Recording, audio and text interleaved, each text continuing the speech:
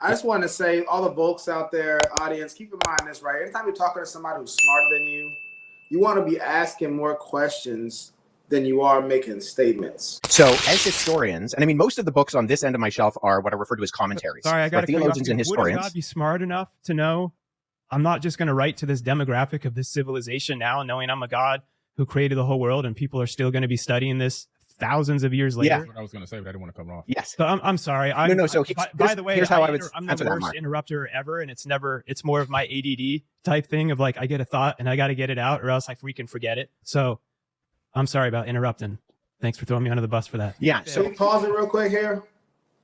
I just want to say, all the folks out there, audience, keep in mind this, right? Anytime you're talking to somebody who's smarter than you want to be asking more questions than you are making statements. So that's why you should like and subscribe to the channel. Please share. Absolutely right. This is about being critical thinking. So what Mark is really saying here is, hey, look, I like to research and I like to learn, but at a certain level, I want to stop. And so Wes is going, there's a method behind that too.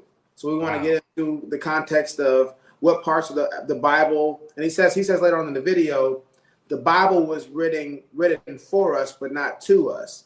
It literally says a letter to the Ephesians, a letter to the Corinthians. That's an actual place of people that had stuff going on at that time. So yes, it wasn't written to me. It was written to the people at the church of Ephesus, the church of Corinth, and stuff like that. So he's saying there were things that were actually dealing with in the text. So Mark's issue is like, it doesn't look the way you want it to look. If you're saying if you were God, you'd have wrote it differently. But you're saying God is smarter than you. So exactly, like the way it was written doesn't mean that it was written wrong. That's not a claim of, that's not any kind of, he's not given any kind of reason that it's actually written wrong. He's just saying it's not as eloquent as I would think it would be on, and what isn't it's just, it's clear and cut. Again, that's people trying to make the word align with their moral standards, their current moral standards. Like, yeah, I think this is wrong. And why would the Bible say it's okay? You're wrong. What is wrong? You're wrong.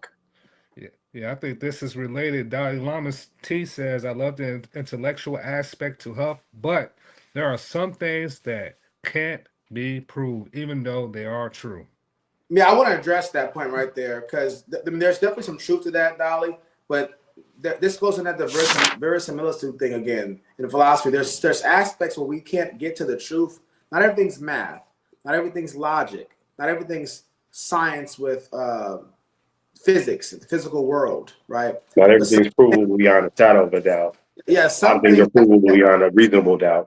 Absolutely right. Some things are going to be proven beyond a reasonable doubt. Some things are going to be explanation of the best inference. We can infer that it's most likely to have happened this way, based off Occam's razor, based off of, other metrics like, explanatory power and explanatory scope, which we covered on the part 1 of this show. And so you got to understand that there is, in fact, times when we can't prove something. Look at popular trials like the OJ trial, or different trials that you've had. It's not about can you prove it's not about can you prove it definitively. Which one is most likely to have occurred based off the evidence we have available to us?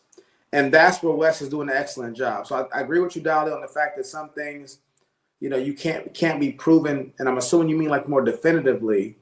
But we can say the evidence leans this direction, because in life sometimes we got to make decisions like who you're going to marry, what college you're going to go to.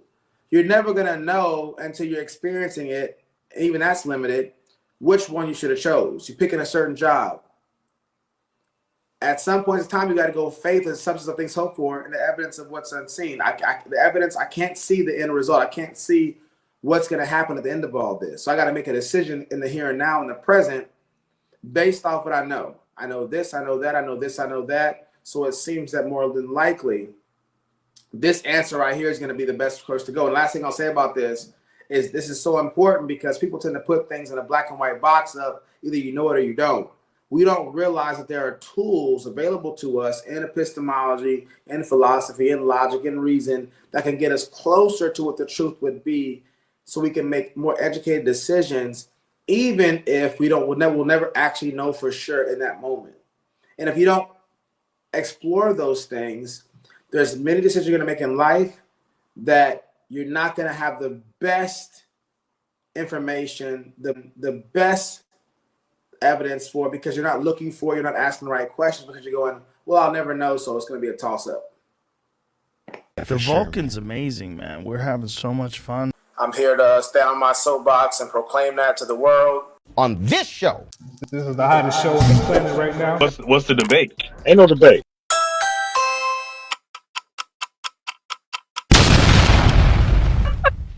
It's your show, Vulcan. Come on, man.